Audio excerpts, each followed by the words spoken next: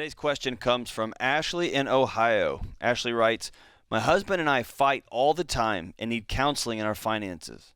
We're pretty equal with spending, but I get blamed for being a spender. He makes $200K a year, and we are out of debt except for our house. We have about 9 years left on our mortgage, and I'm sick of pinching pennies. I compared myself with our friends all the time.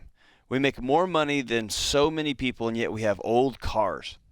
I'm over it, and I'm to the point where I could go back in debt to live and say yes to the kids more. How can I get out of this mindset?"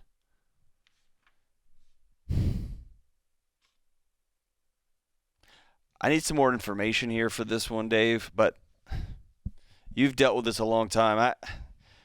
I have a hard time with the limited data set I have here. I have a hard time with the attitude, I guess. I struggle with that.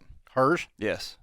And it may be, and again, some more data would let me know if a husband is super controlling and won't let anybody spend anything, or he only gets to spend things. But when it comes to, I compare myself with my friends, I'm ready to get back into debt so we can go have some fun.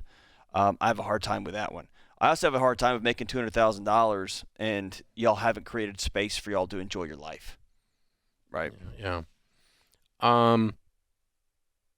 I may be reading too much into this, but I just see two selfish, immature people. Yeah. Both of you want your little thing, and neither one of you are willing to put the other one first, number one. And worse than that, neither one of you are willing to put the good of the overall household ahead of your own little crap. Mm-hmm.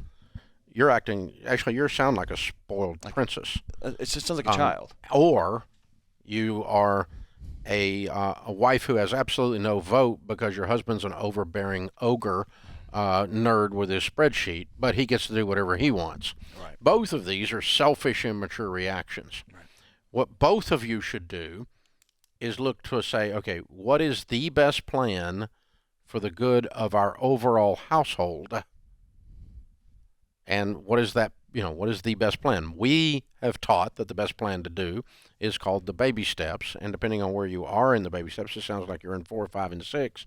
Then you don't have to pinch pennies if you're out of debt, everything but the house, and you have an emergency fund in place. But you two have not done a budget that you both agreed to that was aimed at a bigger goal than either one of you. The only thing you do, the reason you have fights is when you sit down, you want to get what you want, he wants to get what he wants, instead of going, okay, what's the big goal? You're not dreaming bigger than either one of you. Your dream is, I want something. I want equal, or I want more than you. My vote needs to get, We need a big goal that's bigger than either one of you, a bigger vision, a better, clearer vision that you both can buy into and you're both willing to sacrifice equally to hit that goal. And consistently to hit that goal. But this sounds like two kids fighting over he's got my toy. He got my toy. I want my toy. Like my grandkids when I'm keeping them.